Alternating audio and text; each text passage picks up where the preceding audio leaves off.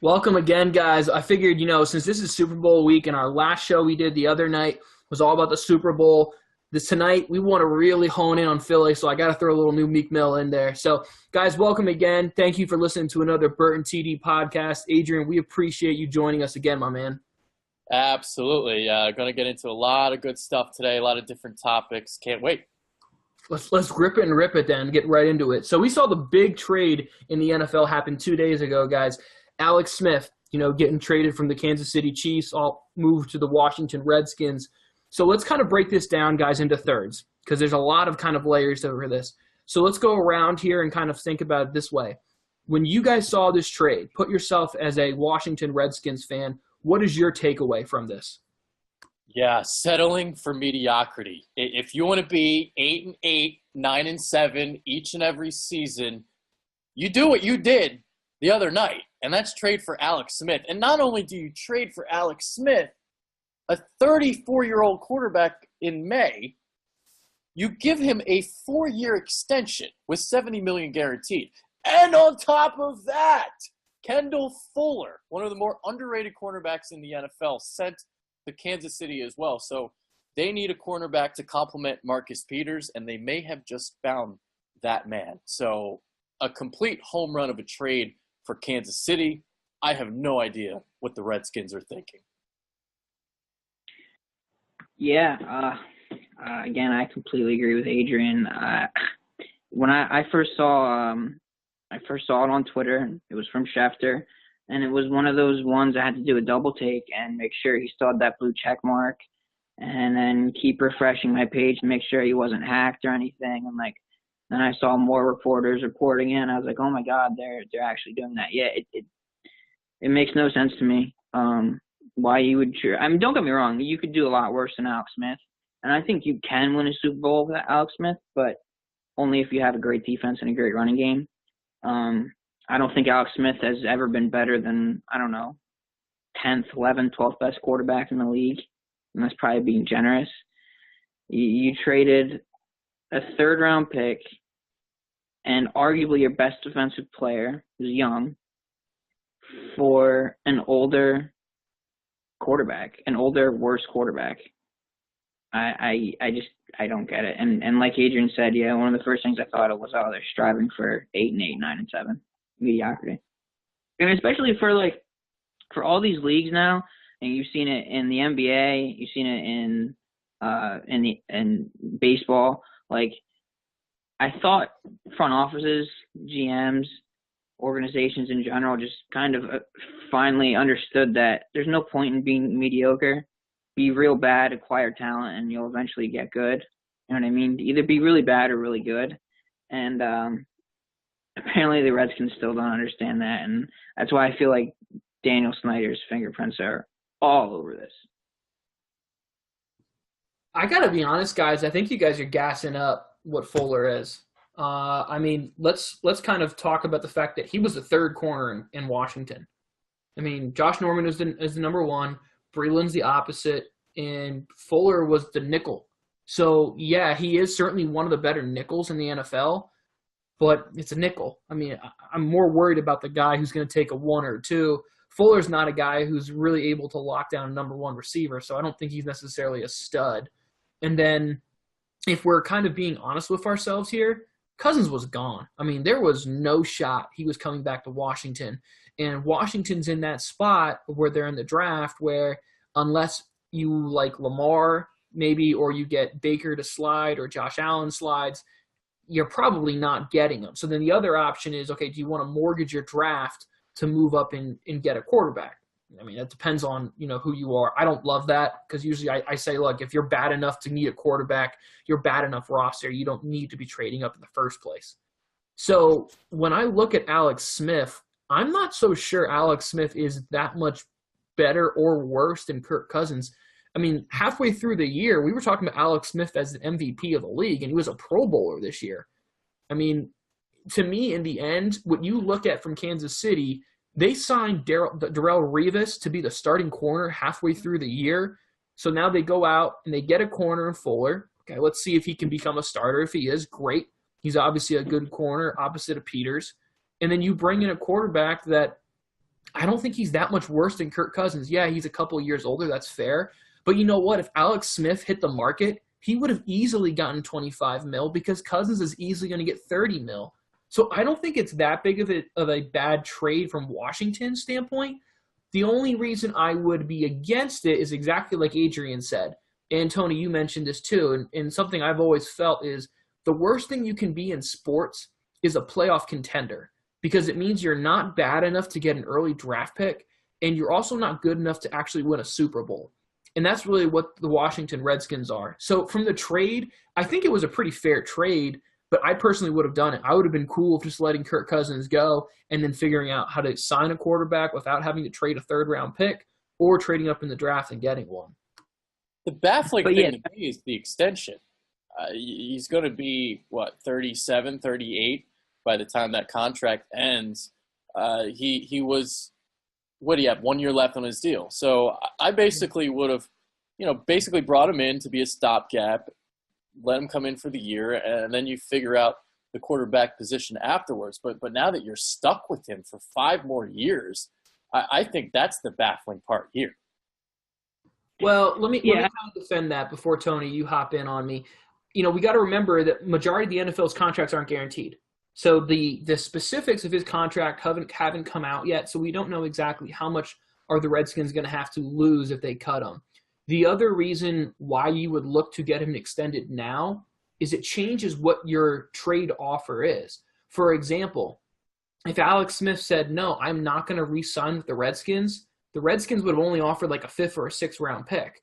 But as soon as the Washington Redskins were able to say, hey, Alex Smith will re-sign with you, okay, now we'll trade you more for it. I still think Washington's in a spot where they could draft Lamar Jackson in the 1st round, or they could draft, a developmental quarterback and then let him develop and move on from Alex Smith in 2 years. So I don't think that's much of a concern to me personally. Okay. Brendan, you brought up a lot of good points with Fuller and just, Smith and Cousins are kind of comparable. And I totally agree that Cousins was gone regardless. So in a sense, you figure out, let's get something back for him. But to me, that's what's dumb about it. Because, all right, 3 stats for you. Washington was 27th in the NFL in points allowed, 21st in yards allowed, and 28th in rushing yards offensively. So they have a bad defense and a bad running game. So they're not going to go anywhere anytime soon with Alex Smith. So why don't you just be really bad for the next year or two, get that high draft pick, get that franchise quarterback, and eventually just start from scratch. Like you have, excuse my term, but you have shit around Alex Smith. So what? Yeah, cool. You're going to be 8-8, 9-7 for the next 5 years. If everything both of you just said makes complete sense, but we all just kind of mentioned, why be mediocre? You know what I mean? It's not like you're going to do anything against the Eagles in the next couple of years. So just take one on the chin for the next year or two, be 3-13, draft that quarterback, and just start over. Brendan, do you know where they draft? What's their draft selection? Let me pull that up here really quick. But let me kind of answer something there to Tony's point. So you asked, well, why be 8-8? And you know what? I am with you. I am 100% with you in understanding this. But when you have ownership that is as tied to general management, winning games is crucial to them for ticket sales, especially for the Washington Redskins, who the Washington Redskins have one of the longest season ticket waiting lists in the NFL. So even if they're going 8-8, selling tickets is always a big priority for Washington.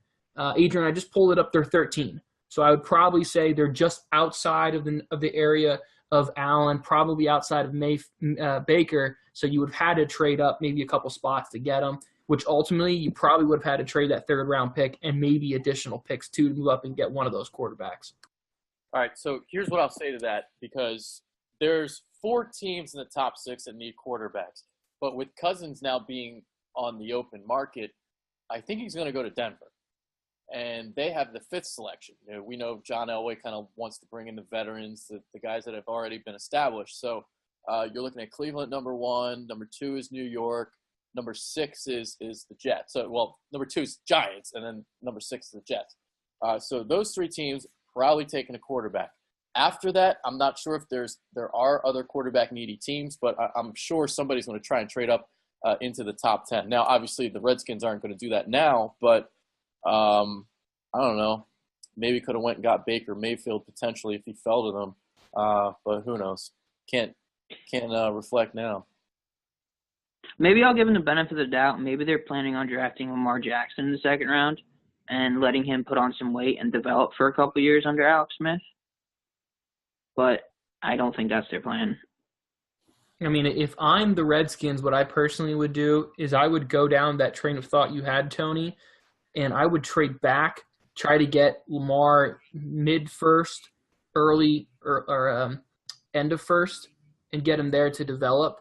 Adrian, one team you didn't mention, and they're not in that order, the Buffalo Bills. Buffalo Bills have 2 first-round picks, and they have a boatload of mid-round picks, so you almost can guarantee they'll trade up for a quarterback. Yeah. And I believe they have picks back-to-back, so they're 20 and 21, if I remember correctly. Yeah.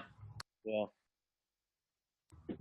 All right, well, we talked about it from the Washington side. There's obviously 2 sides to every trade. Let's flip it here. So, guys, let's say now we're in Kansas City. We're with Big Andy again. What are you guys taking away from this from Kansas City side? Yeah, they got a 3rd-round pick. They got a guy that could potentially complement Marcus Peters and Kendall Fuller. We'll see if he can play the outside. Obviously, as you mentioned, one of the better nickel corners in the NFL this year.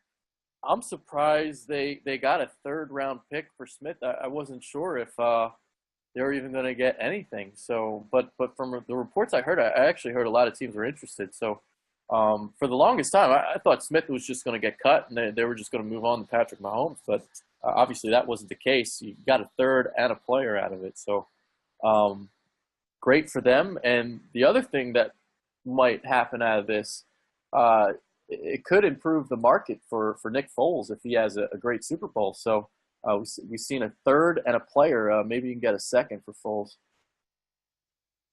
To me, I think it shows 2 things for the Chiefs. One is the fact that obviously, unless something unforeseen comes up, they believe in Patrick Mahomes. And 2, I think it also kind of shows Andy Reid's arrogance, kind of, so to speak. Because I think Andy Reid has shown that he kind of believed you could plug in any quarterback in his system and they're going to be able to put up points. Kevin Cobb, for example. So, I mean, you have a really good defense in there in Kansas City. You have a great running game. I mean, a top 4 or 5 running back in Kareem Hunt.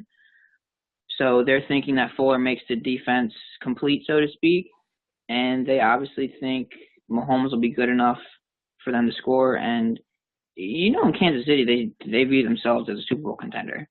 So they obviously, like I said, it's a 2-pronged thing. They obviously have a lot of faith in Mahomes. And Andy Reid believes that what's he going to be, a 2nd-year player next year, a 3rd-year plaer? To be a 2nd-year player. He believes that he can take him far in the playoffs, so we'll see. And Andy Reid has been wrong on quarterbacks in the past, so he's been right though too sometimes. Yeah. So and remember when he traded McNabb to Washington, you would have thought they would have learned the lesson the first time, but there you go. Well, I mean, here's the thing: the Chiefs believed in Patrick Mahomes when they traded half of their draft up to get him at 10. Oh yeah. They obviously believed in him at that point. They already had invested in it. So at this point, Kansas City had already put their set on the table and said, we're all in on Patrick Mahomes. Right, wrong, or indifferent, they've made that decision over a year ago in the draft. So we all knew this day was coming. So from Kansas City's side, this should not be a surprise to you. The surprise to you should be that you got a 3rd-round pick, which is nice considering you had to lose a lot of those mid-round picks to get Mahomes in the first place. So that's like found money right there. Obviously, you bring in Fuller to be a corner there as well. And you know what? Andy Reid's one of those guys. If you tell me, hey, I'm going to give you a rookie quarterback, Andy Reid's on my short list of coaches I would want to work with.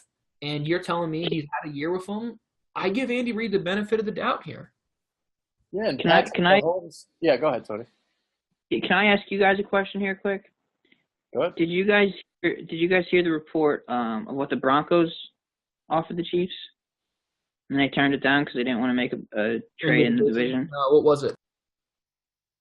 Apparently, again, these are reports. Who knows what's true or not? But apparently, they offered a 2nd-round pick and a keep to lead. I don't believe that for a second. Yeah, that seems like a lot. There's no way the Chiefs turned down an all-pro corner and a 2nd-round pick and instead took a 3rd-round pick and a nickel corner. I mean, I'm sure he had offers. I agree, but some organizations have such they just do not make deals within the division. No matter how smart it is for them, some teams just don't do that, and that's across all sports. I think it's dumb. I think you always take the best deal, but I don't know. I mean, Talib's also pretty old, isn't he? Yeah, he's in his 30s. I mean, but at the same time, as you pointed out, Tony, you put him next to an already all-pro level corner in Kansas City, and they're already a Super Bowl level contender. And they are in a win now mode. Yeah. So I don't know. Like I said, it was interesting when I saw that. Again, I don't know how true it is, but I did see it from multiple people. It wasn't just one random dude in Denver. And the other thing about Patrick Mahomes, obviously he's got that big arm. They need a big arm for Tyreek Hill because it's impossible to overthrow him. So obviously Alex Smith, that's something that he kind of struggles with, getting the ball vertically down the field. So just another thing to add there. And you spoke of Andy Reid's arrogance, Tony. The Eagles are in the Super Bowl. Is he trying to take a little bit of the spotlight away from Philly here? Oh, I didn't even think about it like that. Oh, wow. I don't know, man. Maybe. I mean, I don't know. Andy Reid is very arrogant when it comes to football, but I don't think he's what's the word? He's not. I don't think he wants vengeance against Philadelphia. Yeah. No. But I like your conspiracy theory though. Yeah, I'm just throwing it out there. I mean, I get it, Adrian, but no, there's no way that Andy Reid's like, I'm really gonna stick it to him today. No, that's no. But now here's the reason I think this is a great situation for Patrick Mahomes. Andy Reid in the past has traded A.J. Feely for a 2nd-round pick, Kevin Cobb for a 2nd-round pick in DRC, Donovan McNabb for a 2nd-round pick, and now Alex Smith for a 3rd-round pick. Now, I talked about developing quarterbacks. A.J. Feely, Kevin Cobb, those were pure development by Andy Reid. You cannot give him anything but the most credit for those guys not only becoming valuable, but also getting value back in those trades. Yeah, they got a 2nd-round pick for A.J. Feely. That's unbelievable. Yeah. All right, so we talked about it, guys, from obviously the Washington side. We talked about it from the Kansas City side. Let's kind of turn it on our head here. What does this affect, or how does this affect the league? Yeah, I think it kind of set a market for some of the potential quarterbacks out there. And I briefly referenced Nick Foles earlier. And I'm really curious to see what his market would potentially be if he goes out and he has another big game in the Super Bowl. So you're talking about back-to-back performances where, he basically not put the Eagles on his back, but was a big reason for why they would potentially win a Super Bowl. That's what I immediately think about. So 3rd-round pick and a cornerback, maybe you can get a second for him. Yeah, I kind of actually don't think it really changes much at all league-wise because, Brendan, like you said, everyone knew Cousins was gone. And if you looked at what the Chiefs invested in Mahomes, you should have figured they were going to get rid of Alex Smith too. So with that said, I mean, you got to assume most of the league kind of expected something of the like to happen. But yeah, I mean, like you said the other day, Cousins is probably going to be the highest paid quarterback in the league. which is crazy because I don't think anybody would put him higher than, I don't know, 8th, 9th best quarterback. That's being generous. But yeah, I really don't think it changes much league-wise. I would say this, all right? Pretty much once, it feels like a generation, does an arguable top 10 quarterback hit true free agency with no concerns. Breeze obviously hit free agency with some serious rotator cuff surgery. You know, obviously we had Peyton a couple years ago hit it with neck surgery. So you don't have quarterbacks hit the market when they're in that 10 to 16 range. So because of that, Cousins is going to get paid. He's going to get $30 million easy. Now, where I think this affects the league is Denver, Jacksonville, and Minnesota. Those were the 3 teams that I think realistically would say, you know what, we'll trade you a mid-round pick for Alex Smith because we think we can win right now if we make that trade. So where I think this affects them now is those teams now all are in on Kirk Cousins. So now Kirk Cousins' value has just increased even more because Alex Smith was probably the next best option out there. I mean, who's next? Tyrod Taylor? No, right? I mean, there's a big drop-off now. So when you look at cap room, okay, let me kind of read you some cap room numbers. The Jaguars only have $10 million available. So if the Jags go out and they sign Cousins, they're going to have to trade some pieces off that defense, and I don't think they're going to do it. Broncos, $23 million in cap room. If the Broncos do it, they have to trade Aqib Talib. Teams I would say would be like, you know, the Browns or the Niners could potentially get him.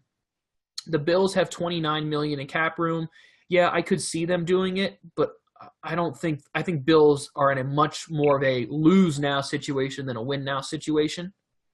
Vikings have $57 million. That would be a great landing spot for Cousins. That's a team that if they got Kirk Cousins, they're instantly right back at the same level they were, if not better than what they were. Jets, $72 million. Yeah, the Jets aren't really a good team, but at $72 million, you have enough money to make your team better. And then year on year, the Cleveland Browns, $103 million. So if the Browns wanted to say, hey, you know what? We'll allow Kirk Cousins to get $40 million and a percentage of the team, they would still have room to play with. And he would still say no. I mean, look, I've never been against the player getting paid. If you get the opportunity to get paid, man, go ahead and do it. Yeah.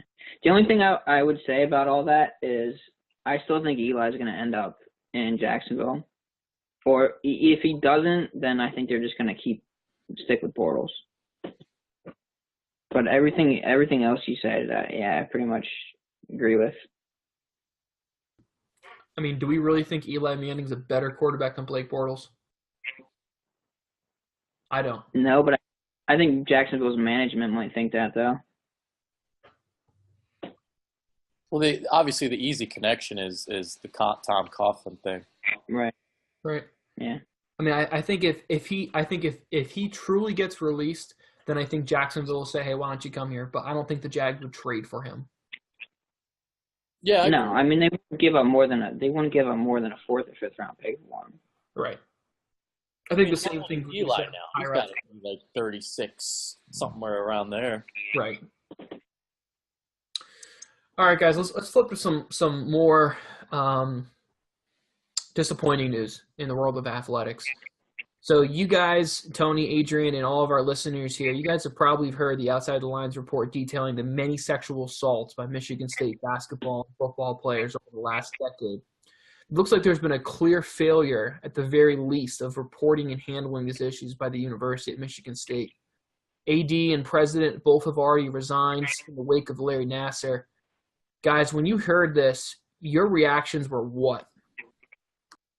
Yeah, this is obviously a very touchy subject, and not something I really want to get into too much. But the immediate thing that comes to my mind is all these other institutions and what they're covering up and what they're doing with their athletics program, because obviously they want to make the money. And it seems like greed is greater than basically punishment. Yeah, I think Adrian hit it right on the head there. That's one of the first things I thought of too. Um, just kind of hard to believe that this only went on at Michigan State. Um, yeah, it's kind of one of those things where, like, what really can you say? I mean, especially, and I don't want to compare this to the Penn State thing because each thing, each situation is different.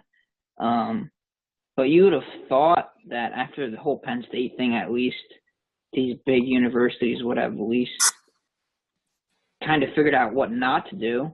Maybe they don't understand what the correct course of action is, but they think maybe they'd have learned what the incorrect course of action is at least. And I mean, some of these things where a player gets accused of rape or whatever, and they have the coach deal with it. Like what? Like what? What does that even mean? And then like one of the stories was, I guess he wasn't accused of rape, but something awful. D'Antoni, the football coach, he had the player call his mom about it. Like what? What world is this? What country are we living in? It's wild. And if you haven't seen the Outside the Lines clip or the article that goes with it, you should. It's long, but it's worth a read. It's a tough read, but yeah, I don't know. I really don't want to say anything else because what can you say? It's such a horrific piece of news that it makes you naturally think of Penn State and Baylor in the last couple years.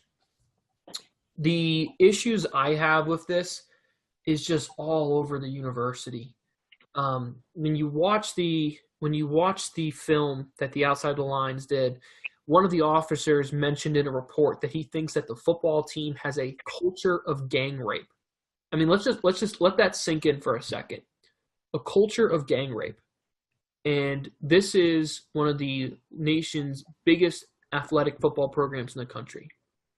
And that is such a horrific statement that it makes me sick to be a sports fan. And that's terrible for me to say. In the last decade, there have been 16 football sexual assault allegations, 5 basketball assault allegations.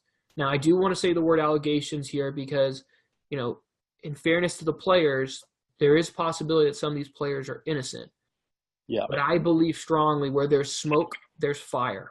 Another issue I had from reading this, Mark Emmert, who is the leader of the NCAA, the president of the NCAA, the allegations that he knew about 37 of these sexual assault allegations at the university over the last 7 years.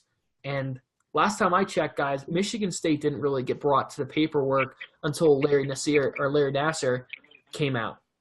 So, I see the disgusting situation with the university, like the AD resigning. How about the president resigning, but she's still getting paid? Okay, how does that make sense? And yet the president of the NCAA apparently knew about nearly 40 of these cases, and there's not much done.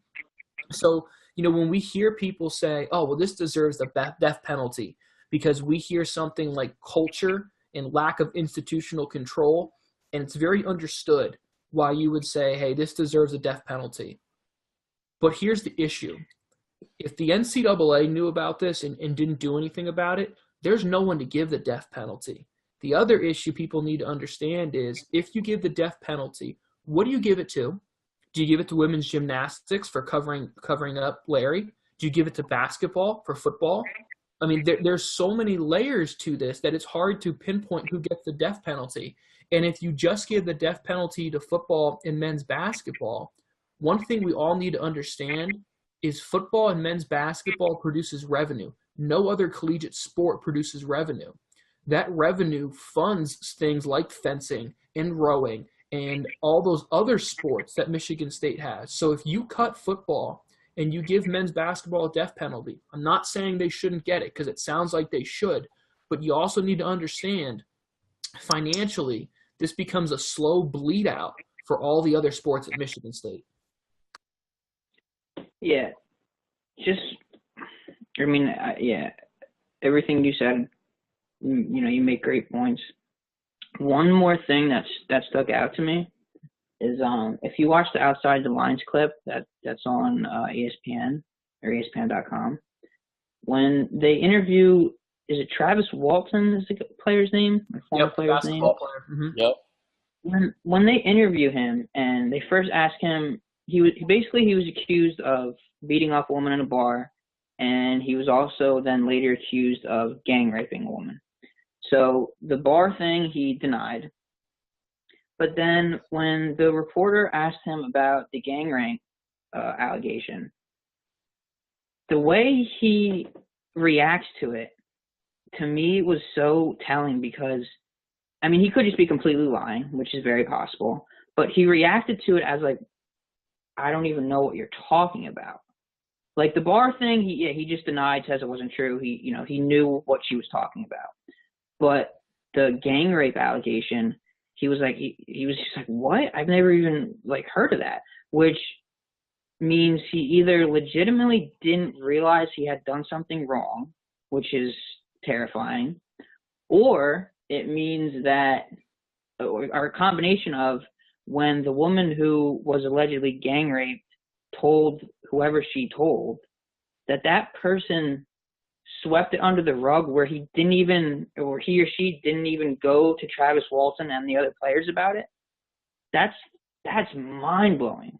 That someone could come to you, accuse your players of gang raping you, and you don't even approach the athletes about it then. Like, hey, is this girl crazy, or what's going on here? That is scary. Or on the other side, like I said, or he legitimately didn't understand that he had just fucking gang raped somebody. Yeah. So yeah. I mean, either way you slice it, it's just like, wow, what's going on? Yeah, you think about the victims and the permanent scars that are left, and to think that they go to the athletic department or they go to the police and nothing is done is just sickening to me. Yeah. Yeah. And I think it also, and just like, you're talking about the rape culture, I think it's also telling how sometimes these women don't go to the police right away. Instead they go to the athletic director or someone along those lines. And that, to me, that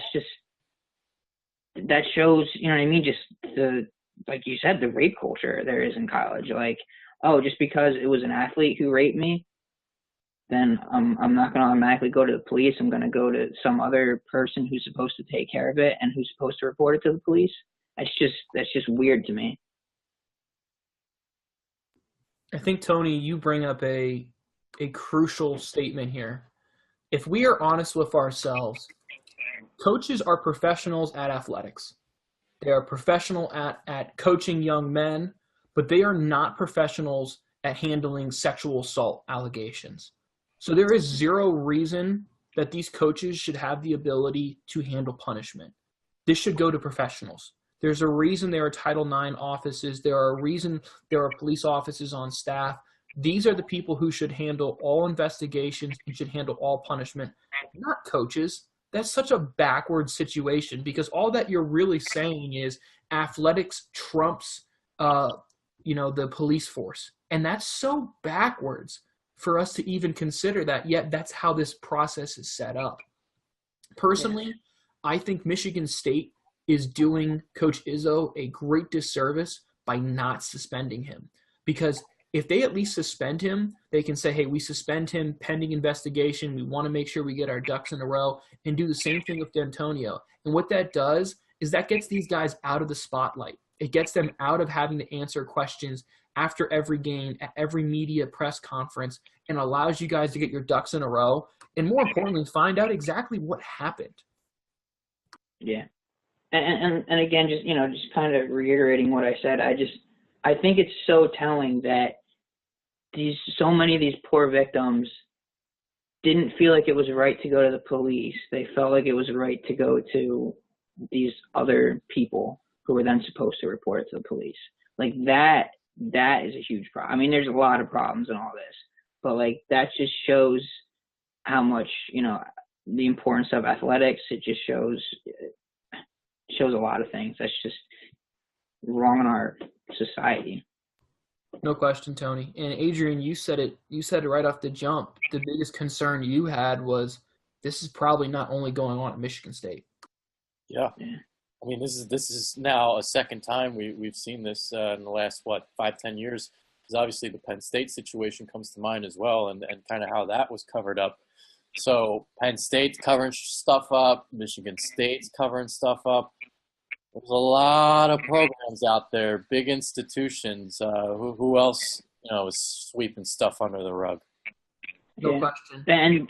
And Brendan, like you said, where there's smoke, there's fire. I mean, out of all those cases, might there be one or two where the female isn't completely telling the truth? Maybe. But I would say 99.9% of them are completely telling the truth. And that's 100% true, Tony. Yeah. And another thing that just came out actually yesterday, okay, was DeAndre Francisco, down of quarterback at Florida State. Francois, sorry. Thank you, Tony. He was being, having assault rumors about him. Came out that his mother of his child called the cops because, quote, she wanted them to scare him a little. I mean, how horrific is this? And like I said, and Tony, you're 100% right. If this is a one-person situation, okay, maybe it's not true. But we have almost 40 sexual assault cases, not even including Larry Nassar's years of sexual assault that has been going on at Michigan State. It's hard for me to believe the university is not really covering this up. Yeah. Let's flip it, guys. Let's go to something that's going on a little more happier, on a little more positive note. Let's go to the NBA. So obviously another big trade we saw, not only Alex Smith, we just saw Blake Griffin get traded. Blake Griffin 7 months ago had got a new big, large deal from the Clippers. Guys, when you saw the Blake Griffin trade, your thoughts were what? It sucks to go from California to Detroit. No kidding, man. Especially right now, as we're about to go into February. Big difference. Oh, yeah. I was surprised. Obviously, I don't think anybody expected that coming. I think some people expected Griffin to be traded, but not to Detroit. I don't know. I mean, I think the Clippers are probably doing the right thing. They're just trying to, obviously, DeAndre Jordan is going to be traded, and they're just going to, basically tank and start from scratch. But from Detroit's perspective, I'm not even sure if it makes them better, honestly. I agree. I mean, it might because, in the end of the day, they get the best player out of the deal. And it's not like he's still in his prime, but they have, basically no backcourt now. Yep. And it's just, it's just a weird mix to me. Blake Griffin and Andre Drummond. I mean, Blake Griffin is a much different player than he was when he came into the league. He could actually shoot now. But, both of those guys still make their bread and butter in the paint. It's, I don't know. It's weird to me. Look, all Blake Griffin did was he went to another 7-foot center who's really good at blocking the rim and can shoot from about 8 feet from the rim, and that's it. Yeah. Andre Drummond and DeAndre Jordan are arguably the two most comparable players in the NBA. Yeah, I would just say, obviously, DeAndre Jordan is a much better defensive player, and DeAndre Drummond is obviously a much better offensive player of the two. Yeah, I agree. When I saw this trade here, I think it actually made sense from the Clippers standpoint because the Clippers are not a good team, okay?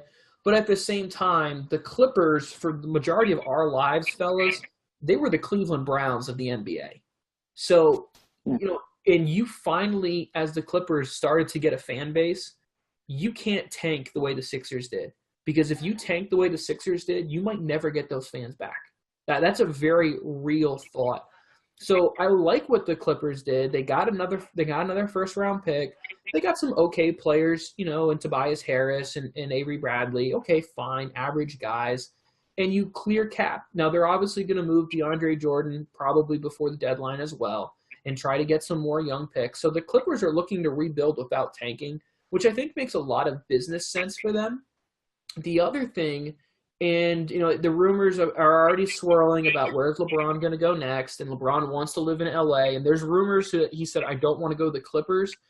But that's all well and good until the Clippers can sit down with an owner like Steve Ballmer, who's absolutely willing to pay into the tax. He could sit down and say, look, I know this is not the Lakers, but here's what we have. We are going to have a ton of cap room. We play in the exact same arena. Oh, and by the way, if you come here, we have enough cap room that you can bring Chris Paul back. You can bring Paul George. You can bring Carmelo. You can bring Dwayne Wade. And you still get to live in L.A. And you know the best part about this, if you play for the Clippers, you don't have to deal with LeVar Ball.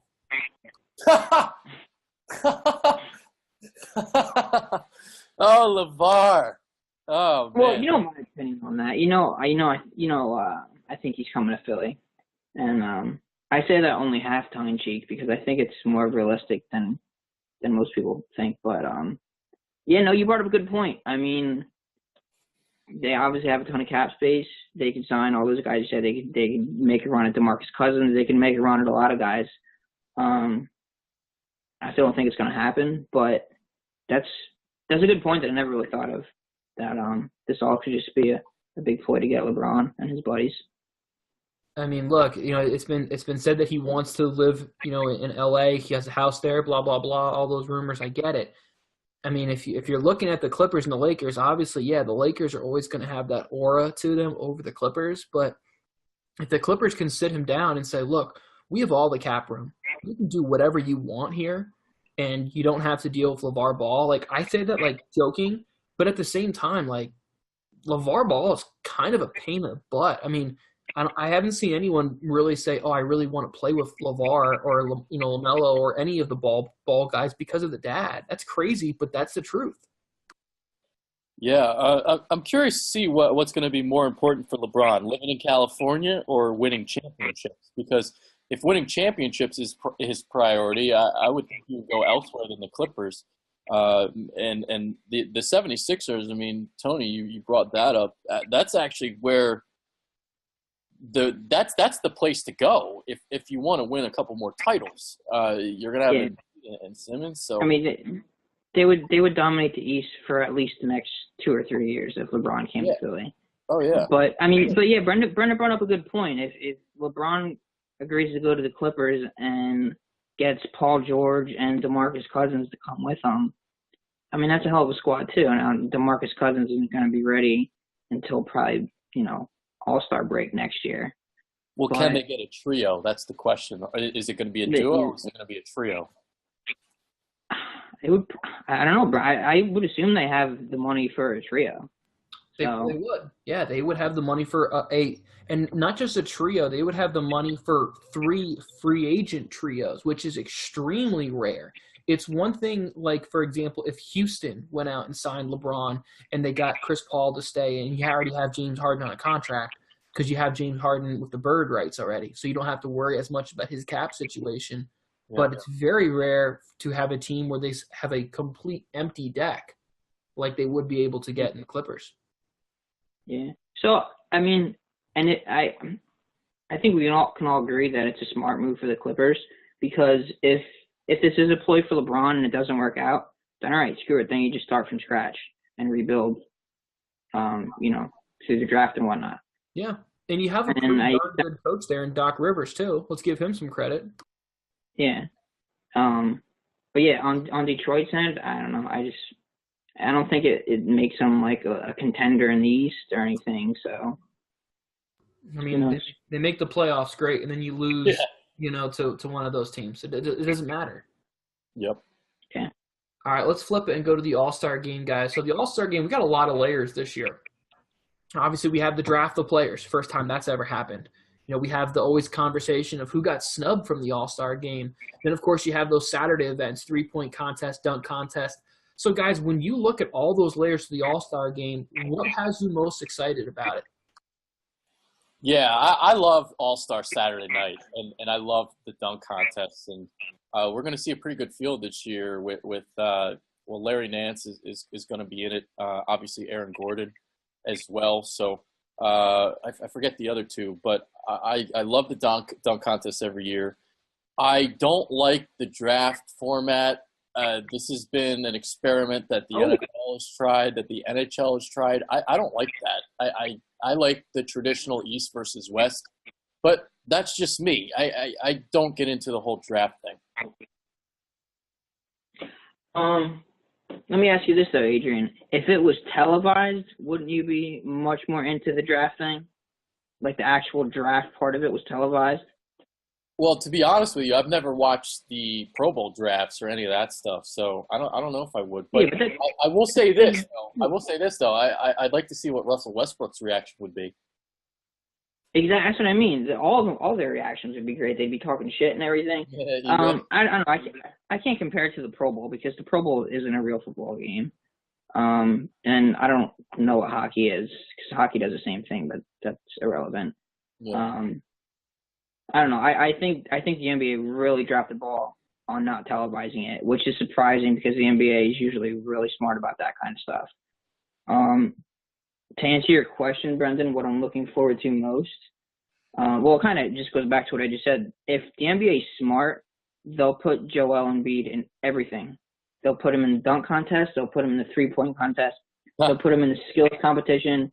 And then they'll have him propose to Rihanna at halftime of the All-Star. So I'm just looking forward to seeing his beautiful smiling face all weekend long. Damian Lillard did that one year. He was all in all the events. Tony, yeah. I will back it only if he gets to sing the national anthem as well. You know, to be fair, he actually turned Rihanna down now, sort of. Oh yeah, right. Yeah. Mm-hmm. Well, and down, or is he playing hard to Tony, get? If you believe that he turned Rihanna down, you probably also believe that I opted to stop growing my hair, and that's why I'm bald. He said, well, no, I'm not going to get into what he said, but yeah, I don't know. He's Joel Embiid. He can get whoever he wants. Okay. Rihanna is yesterday's news.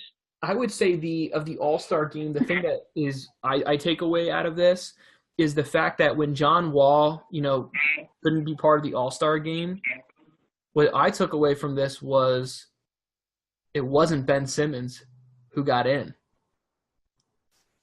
That was my surprise. I was surprised that DeAndre Drummond got in at that last second over Ben Simmons, especially because you lost a guard in John Wall. The natural thing would be, hey, go get another point guard in Ben Simmons.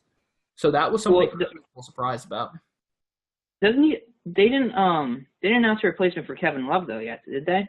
That's a good point. So I would assume Ben Simmons is still going to end up finding his way in. Yeah, I would agree with that. I think the dunk contest is going to be pretty good too. You add in a guy like Dennis Smith Jr. The Mavs. Yeah, I forgot him. Yeah, sorry, go on. No, you just the dunk contest isn't good unless it stars. I don't know. Did you watch? I missed the old days. Contest? Did you watch last year's dunk contest of Zach LaVine and Aaron Gordon? Yeah, that was tremendous. That was 2 years ago. If you didn't watch it, Tony, then I understand why you think it wasn't good. But you can't. No, I did, but okay, here's the thing. No, I agree. Their actual dunks were great, but that's not, as stupid as it sounds, that's not what the dunk contest is about. It's to me, it's about going head to head against guys. You know what I mean? When it was Jordan versus Dominique, like back in the day, like that, or even like for our generation, like when Vince Carter won it. Like I want to see the star. If it's the 14th man on an NBA roster, I don't care if he's dunking from half court. Like I'm sorry, I just don't care. I think one solution to that, Tony, would be only players who are, selected to the All-Star game are able to be part of the dunk contest. Yeah. And that's one of the things that, not that I chastise LeBron for it, but it's disappointing he's never done a dunk contest. Come on, LeBron. Yeah. And now that he's 30 whatever, he's probably never going to do it. Oh, no. So There's no way LeBron's going to say, you know what I want to do at 35 years old, the dunk contest. exactly. Yeah. I mean, I will agree with you, Tony. I'd love to see a guy like Giannis go out there and do the dunk contest versus a guy like Russell Westbrook. You know, like, Yeah, I'd love to see it that. was Giannis did it once imagine and didn't fare very well. No, he did not. That's a good point, Adrian. it was a lot of times guys that big don't look the best dunking. Yeah. Yeah. Yeah. And that's why Dennis Smith might light it up. It's a good point, Yeah, Adrian. sure. Either way, I mean, that's what we got for the All-Star game. Now, we also heard a rumor today, guys, that Tyreek Evans getting traded to the Sixers. So I sent you guys a group text this morning about it. Now that you guys have had some time to kind of digest, have you warmed up to the idea, or do you still hate this? Well, I mean, he's a guy that the Sixers would kind of need, the guard off the bench, provide some scoring punch. But he's shooting 39% from three this season, but I believe he's 29% in the month of January. And for his career, he's never been the most reliable shooter. I'm not the biggest Tyreek Evans fan, and I'm sure as hell not giving up a first-round pick either. But that's me. Yeah, I was actually having kind of going back and forth with some people on Twitter about this. So here's the thing. I like the idea of a Tyreek Evans. He would no doubt make the team better this year. Because he does provide in a lot of ways what they're lacking. They don't have a true scoring threat off the bench. He's a much different player than he was his first couple of years. Like you mentioned, he can actually shoot now. But with that said, the biggest thing to me is he's going to be a free agent. And I'm sorry, it's not like Tyreek Evans is going to make the Sixers a legitimate title contender this year. So I'm not willing to give up. The players they would have to give up to get him would be like TLC or Sean Holmes or, like Adrian mentioned, a first-round pick. No, I'm not doing that. Not for a 3-month rental so they could, be the 5th seed instead of the 6th seed in the East? Like, what? It's just not – I don't understand. It's just not worth it to me. If it's, a protected first-round pick, like, say, top 20 protected, and you could trade Jared Bayless and that for him, then okay, maybe I'll think about it. But I'm not giving up a young player.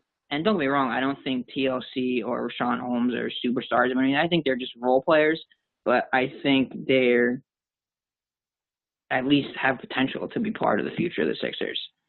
And it's not like be able to re-sign Tyreek Evans or would want to re-sign Tyreek Evans. So, like I said, it's to me, we wouldn't be talking about this at all. It wouldn't even be a thing if Markelle Fultz was healthy and playing. So, yeah, that's where I stand on it. I really my knee-jerk reaction was I really didn't like this. As I kind of talked about this with you guys, off air, Tyreek Evans' game is he's either playing the 3 or he's playing the point. He's a bigger guy, able to distribute the ball pretty well, and he's been able to shoot the ball better as of late, but he's never been a knockdown shooter. And I think we all can agree that the two biggest areas of concern for the Sixers is inability to consistently shoot it from 3 at the guard position and then being able to get your own shot. Well, that said, Tyreek Evans can get your own shot. So I will say that. If you want him to be the 6th man off the bench, I get that. But I think we are getting to the point where Brian Colangelo is getting a little too quick to try to make the playoffs just to lose early. And what I mean by that is, trading a first-round pick, even if the first-round pick is in the teens and it's one of those European players that ends up being a stash and come back a couple years later, I would rather that than for a rental Tyreek Evans, or at best you keep Tyreek Evans and you sign him to like $12 million a year because I don't think he's worth it at that point. Yeah. I think the only way I would pull the trigger is if it's like Bayless and a 2nd-round pick. That's probably the only way I'm doing it. And I don't Memphis would do that. So I mean, Bayless, maybe Anderson, maybe you get man. Even Justin Anderson, I kind of like. I think Justin Anderson could turn into like a poor man's Robert Covington one day. Yeah, I would trade Anderson. But yeah, I I don't mean know. that's not enough to really move the needle, at least from the Grizzlies side. So unfortunately, I understand why they would want a one back. Yeah, I mean, obviously, if it's only a second-round pick, this conversation goes differently. But first-round pick, hell no. I just think that's ridiculous for a 3-month rental player who hasn't really shown a history of being consistent from the outside. Yeah. Yeah. Well, fellas, we're at that point of the end. No matter how you slice it. Go ahead, Tony. Oh, go ahead. Well, no, I mean, no matter how we slice it, the Sixers, I mean, nobody wants to hear about patience, but we're still talking about this team next year and beyond. Like, they're not a title contender this year. They're just not. So trading any type of future assets for a 3-month rental just doesn't make sense to me. I agree. I mean, I think the only thing Tyreke Evans does is maybe get you into the playoffs and eventually lose. Or, you get him, you sign him up for a long-term contract, and then he's potentially a guy you trade in a couple weeks, couple months, couple years from now anyway. They're going to make the playoffs with or without him. I guarantee you that. I agree with that. There's not 8 teams that are better than the Sixers in the East. I mean, I know they look like Brett Brown actually said tonight, and I think this kind of will epitomize their season this year. They could beat anyone, but they could also lose to anyone. Yeah. They're just that. Yeah. Oh, yeah. Well, guys, we're at that point in the season where a lot of NBA players start to get the injury bug. 3 big names, 3 all-star names at that went down in the last week. John Wall, Kevin Love, and DeMarcus Boogie Cousins just went down recently. So when you look at those 3 names here, fellas, which one do you think is the biggest injury for their team? Probably Cousins with him and Anthony Davis. I don't know that it would be drastic enough that, potentially Anthony Davis would get traded. I don't think that's going to happen, but that was a team that was in the top 6 of the West, and I don't know if they're going to make the playoffs now. Well, I'm going Cousins because he was on my fantasy team, and as I think Brendan could attest, with him healthy, I wasn't going to lose. Still should have traded him to me when I asked you. It's your fault. My team was dominating. No, but actually, I think it's Cousin for the NBA too. I know we've talked about this before, but I still think that there was a chance that he was going to get traded to Cleveland. Yeah, I agree. For that Brooklyn pick, which to me has basically been the only way that Cleveland could have straightened things out and possibly beat Golden State. Without him, I mean, Cleveland's a mess right now. Love being out. I don't know if Love being out even helps or hurts them at this point. I mean, the bottom line is they still have LeBron, and they still have Isaiah Thomas, who's slowly, I think, getting back to form. But, yeah, to me, it's Cousins. And also, the timing for him really, really sucks. He'll still probably end up getting a max deal, but if some type of complication happens with his surgery or whatever, I mean, there's a chance he just lost out on millions of dollars. I mean, he'll still be signed, don't get me wrong. He'll still make a lot of money, but who knows? Achilles are really, really bad injuries, especially for a man his size. Yeah, it's a good point, Tony. I think the biggest loser in this is the New Orleans Pelicans because, exactly like you said, Tony, I think the obvious opportunity for the Cavs to get a guy like Boogie is the absolute steal. So with him being hurt, the Pelicans can't trade him. So that's a big loss because he's an impending free agent. So there's that opportunity, and I tweeted this out. When Boogie went down, I think the Pelicans lost Boogie twice in the one night. That they lost him in the injury, and they also are going to lose him in the offseason, which really sucks for, a franchise in the Pelicans that are pretty much just a speed bump in the NBA, So that sucks. I mean, Kevin Love, yeah, that's fair, Tony. I don't think anyone's claiming that he's, this immovable object and he is the reason the Cavs are winning, but he still averages 18 and 9 as an all-star. So that's a big loss there. But I'm going to go to John Wall here. I would say the Wizards this year are the most underachieving team in the NBA, and you just lost your star player. I mean, it's not a stretch to see that the Wizards could all of a sudden drop out of the playoff race moving forward. I just want to go back to what you said about Cousins and New Orleans. I don't know what their attendance is like and whatnot, but I'm assuming that I'm assuming they're doing okay, but I'm also assuming that New Orleans is the kind of place where you need some star power there, or they're going to end up packing up and moving in 5 or 10 years. So, yeah, like you said, they lost out twice. They might have actually lost out 3 times because without a couple superstars there, I don't know, did they end up moving to another city eventually?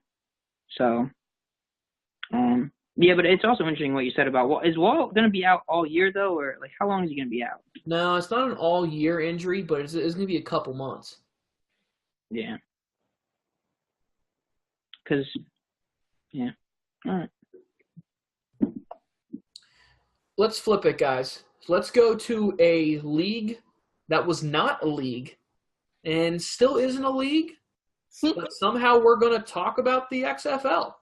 So before I get into this, Tony, did you know that Adrian is a WWE fan? I had no idea about this, and we were in the same fraternity. I did not know that. Yeah, it's just something I didn't really share, I guess. I don't know. Who else in the fraternity even likes wrestling? I didn't think anyone until tonight. Yeah, I know Javon likes wrestling. Yeah, That's that makes sense. the only one I know. But other than that, it's not like I'm going to go around the frat and have wrestling conversations because no one else is really a wrestling fan. So that's why you don't know. I bet you Aiden loves wrestling too, but Adrian, I don't even think you know Aiden. Oh, I know Aiden. Oh, yeah. Oh, There's no doubt that Aiden is definitely a wrestling fan. So before we talk about the XFL, Adrian, I just got to ask, man, who's your favorite WWE wrestler of all time? Oh, all time. Well, my favorite right now is AJ Styles. All time, I'll go with Stone Cold Steve Austin. Classic. Yeah. Tony, did you ever watch WWE or no? Nope. I was at the Royal Rumble on Sunday. It was freaking awesome. I was a big Rey Mysterio fan as a kid, Adrian. Nice. Yeah, so that's my name drop. Tony's like, all right, let's stop talking about this. This is stupid. I probably couldn't even name I probably couldn't even name 5 guys. I remember the lady China. Yeah, there you go, Tony. There you go. But that was when I was 8 years old, and I remembered her for obvious reasons. Because she was the girl in WWF. Yeah. She was a little toxic. All right, so let's move on to the XFL. And if you guys didn't get the segue hint, Vince McMahon, who is, the former founder, president, CEO, all of those big titles for now the WWE and the WWF, which was, is now bringing back the XFL. Guys, I'm just going to kick it to you. Why should we care or why shouldn't we care about the XFL coming back? Well, I think I lead this off because Johnny Manziel's not going to be allowed in the league.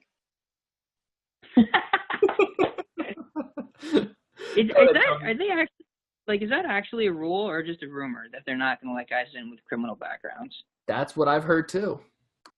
That's crazy. That is absolutely ridiculous. Yeah. The only reason why I would have wanted to watch the XFL was for Johnny. And now he's not even going to be in it. So who cares? I have 2 main thoughts on the XFL. One, I think it's going to fail, mainly because there's just not that kind of football talent out there. And also, look at the NFL right now. There's, maybe 12 good quarterbacks in the NFL as it is. There's only going to be even worse trash quarterbacks in the XFL. And that's one of the biggest reasons ratings were down. But I love it because this is only going to make the NFL better. A lot of when did the XFL first come out originally? Was it 99 or 2000 or whatever that was? Yeah, something like that. A lot of people don't realize that a couple of the camera angles and whatnot that the XFL used, the NFL piggybacked off of and has been using now for almost 20 years. So, like I said, I think it's going to fail. It'll probably only last a season or 2 like it did the first time.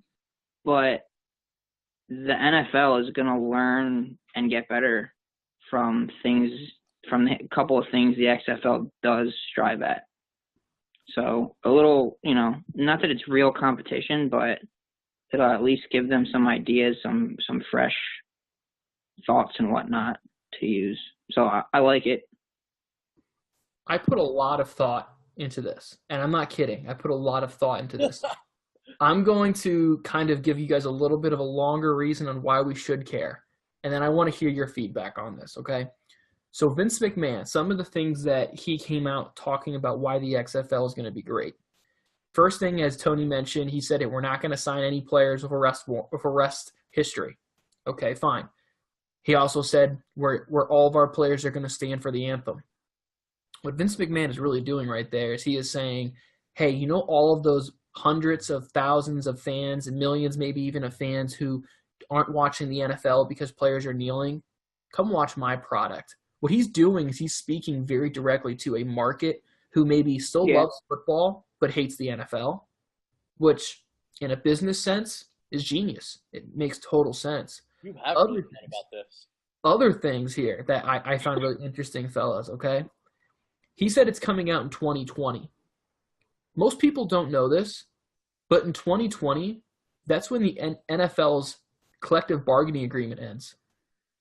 So when he's saying things like, we're going to have guaranteed contracts, isn't that one of the biggest problem NFL players have, that their contracts aren't guaranteed? And now you're going to have another professional team who's able to guaranteed contracts. Sure, the money's nowhere near going to be the same in the XFL like it will be in the NFL. But it at least is making those mid-level players, guys, think, well, at least I can go here and get guaranteed money. Other interesting things I found here. He said he's going to look for about 8 teams, and he says the average upstart cost is going to be about $100 million. Now, that sounds like a lot of money to people like you and me, because I think if the three of us emptied our wallets, we probably wouldn't have $20 in it. But $100 million for 8 people in the world, that's not a lot when you consider how many people would love to own an NFL team, and the average NFL team is about $1 billion. So in comparison, getting 8 teams doesn't seem that unrealistic.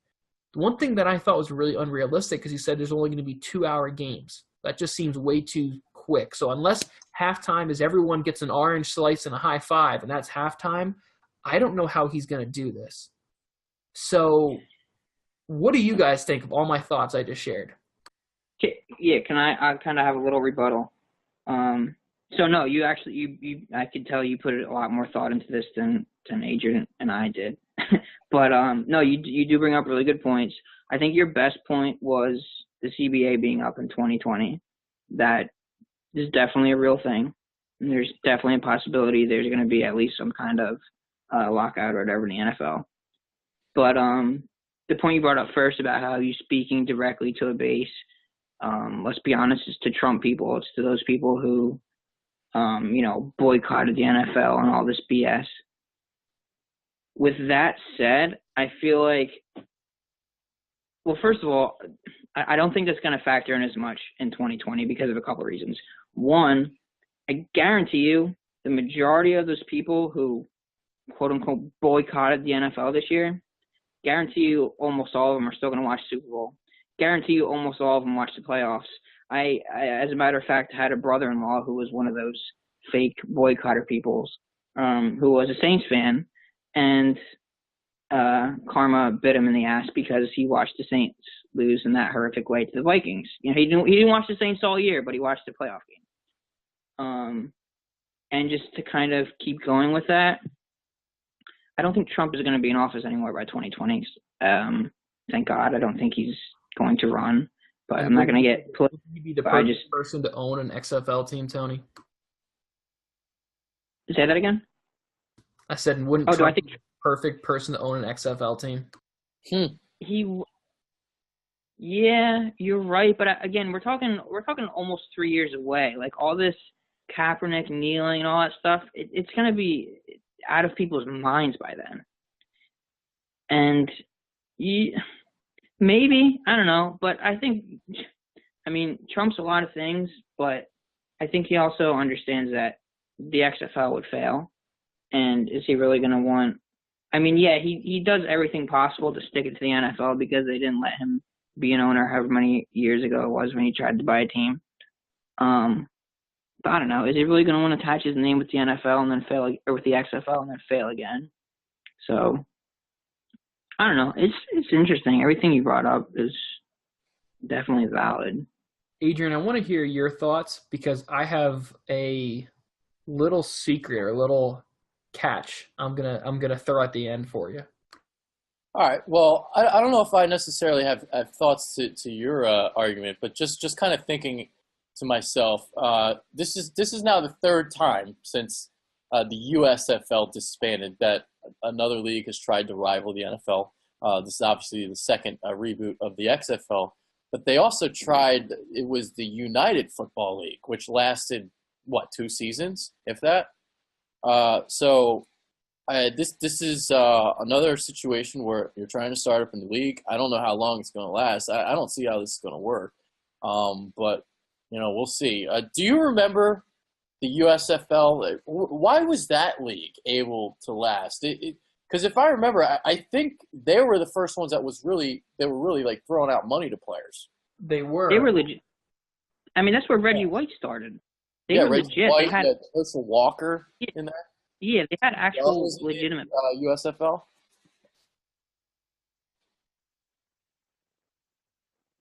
Yeah, I'm not gonna lie. I don't know the entire history behind that, but I know that for whatever reason there was a period of time where players coming out of the draft, like legitimately good players like that, didn't want to sign with the NFL and chose the USFL instead. Yeah, So, I'm interested to see if it's going to reach a point where potentially they might go to the XFL. Or the other question is, are players going to want to go to the XFL instead of going to Canada and the CFL? Yep. That's one thing I could see very realistically happen. I could see NFL teams essentially buying it and making it almost a minor league system.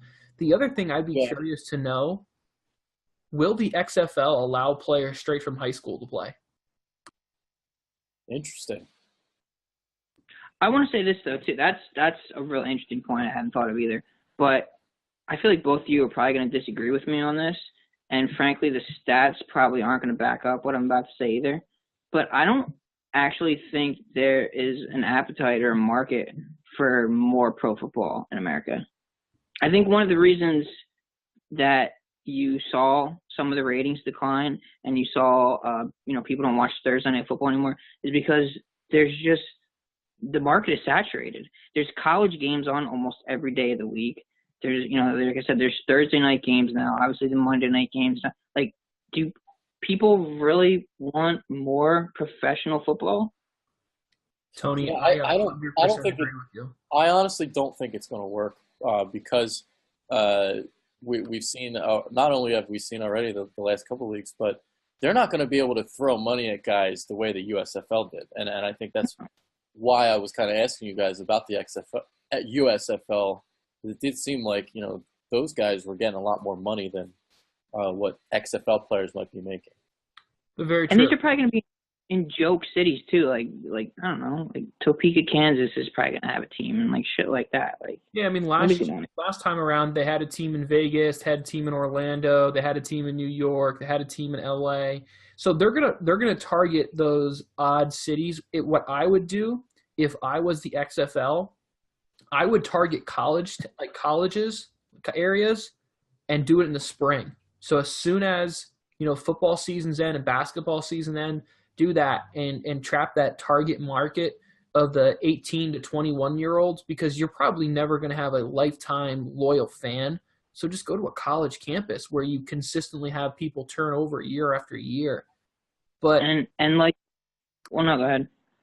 No, I mean, Tony, I agree with you 100%. I think we as Americans have finally found our full appetite for football.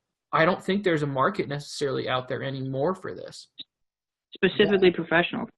And like you said, we look at the NFL came out and said they had 281 concussions this past year, which is the most the NFL has ever had. I even asked one of my friends who had the opportunity to play in the league for a while, and I said, "What do you think of this number?" He said, "It's at least double that." He said, "It's probably closer to 600."